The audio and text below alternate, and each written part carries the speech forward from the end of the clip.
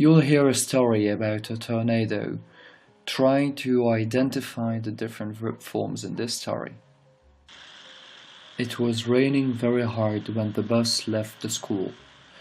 When we got home, my Aunt Carol and Uncle Arthur were waiting for us. They told us to run into the basement.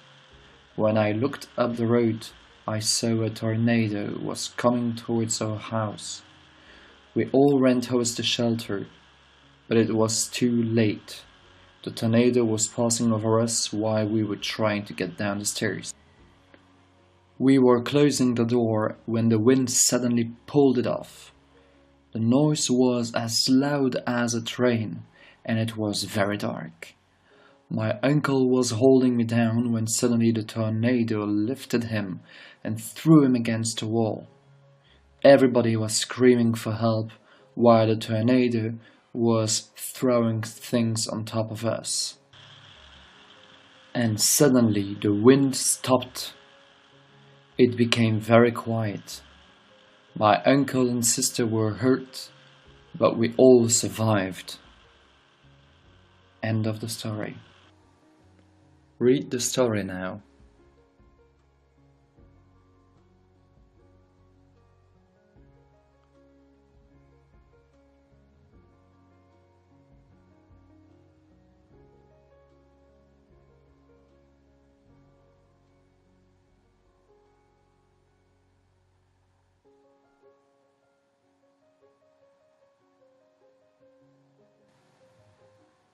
Continue reading.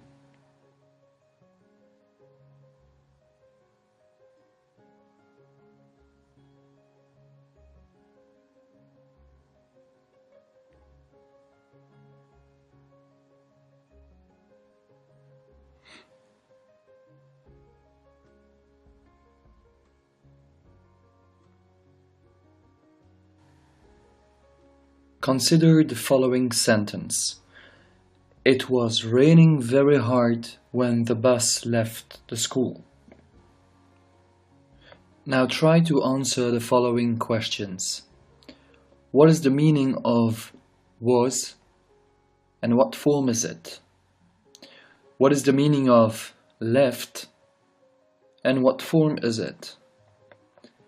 And finally, the word raining comes from the verb rain, but we added the suffix ing. Why? Was is the third person singular of the verb to be in the simple past. Left is the simple past of to leave, but pay attention because this is an irregular verb form. And finally, we use the form raining because the action is continuous. It's progressive. Now look at the picture on the next slide to understand the situation.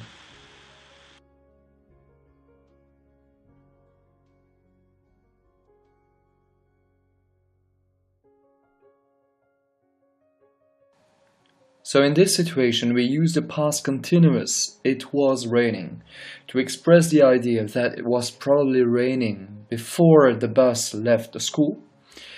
It is still raining, as you can see on the picture, when the bus is leaving school, and it will probably continue raining after the bus left the school. When in this situation you have two very short sentences. The first one is it was raining very hard, the subject of which is it and the verb is was raining. And then the second sentence is the bus left the school. The subject is the bus and left is the verb. To match or to link those two sentences, we use a time linker. In this case, we use the time linker when. As you can see on this timeline, the whole situation is located in the past and it's divided in two parts. The first one is the action of raining. It lasted a few hours. It was raining for a few hours. And then, at some point, a specific action happens. That is, the bus leaving school, and this is why we use the verb to leave in the simple past left. Now look at the following sentences. In the first one, when we got home, my aunt Carol and my uncle Arthur were waiting for us. You also have a continuous action, waiting. It lasts a few hours to wait. But at some point, we got home. Second sentence, when I looked up the road, I saw that a tornado was coming towards our house. The tornado was coming, this is progressive, and at that moment I looked up the road. However, you can also have a sentence with two continuous situations. Look at this one. The tornado was passing over us while we were trying to get down the stairs. You have two continuous actions. The first one, the tornado is coming, is passing over us. And at the same moment, we are trying to get down the stairs. It's not done in 1 second. It lasts a few minutes. So the tornado was passing over us, and at the same moment we were trying to get down the stairs. It happens at the same time in the past, so this is why we use two past continuous or past progressive forms of the verb to pass and the verb to try. Petite explication en français. Lis les deux phrases suivantes. What were you doing at 7 o'clock yesterday morning? I was still lying in bed. On utilise le past continuous des verbes do et lie pour indiquer qu'une action était en train de se produire, était en cours dans le passé. Pour indiquer le passé, on va alors utiliser la forme du verbe to be au simple past. Were you and I was. On peut donc également utiliser le past continuous pour exprimer deux actions qui étaient en train de se produire simultanément, c'est-à-dire au même moment, dans le passé, en les reliant avec la conjonction pendant que. On utilise donc deux verbes ici typiquement duratifs, c'est-à-dire qui expriment une certaine durée, qui durent un certain temps. Reading a book et watching TV. Ça prend un certain temps de lire un livre, quelques minutes à quelques heures, et de même pour regarder la télé. I was having breakfast when the doorbell rang. She was walking in a deserted street. Suddenly, she heard a footstep. Comme dans les phrases de l'histoire à propos des tornades, nous voyons que le past continuous s'emploie très souvent également en contraste avec le past simple. On a une action continue, having breakfast, qui est interrompue par une action précise, la sonnette qui sonne. Et de même pour la deuxième phrase.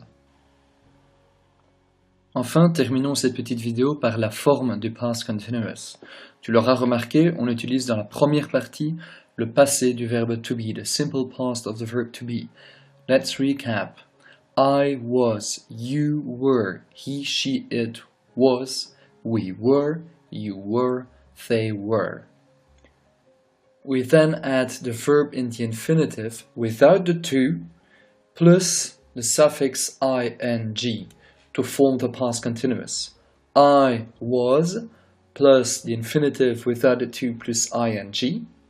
I was reading. I was doing. Finally, study the following forms.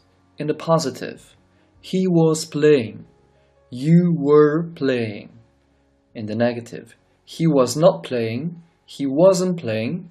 Or you were not. You weren't playing. Question, was he playing? Were you playing? Negative questions, was he not playing? Wasn't he playing? Final exercise. Fill in the blanks with a past continuous or the past simple and check your answers with the teacher. Good luck!